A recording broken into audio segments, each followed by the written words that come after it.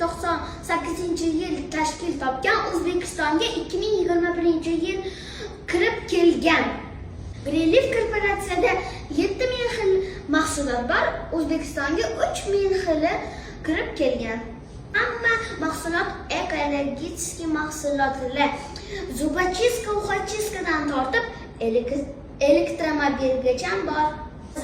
Ham boy odam ham, kambag'al odam ham va o'rtahol odam ham ishlatsa bo'ladi. Mahsulotlarimiz eko mahsulot va nondan keyin turadigan mahsulotlar.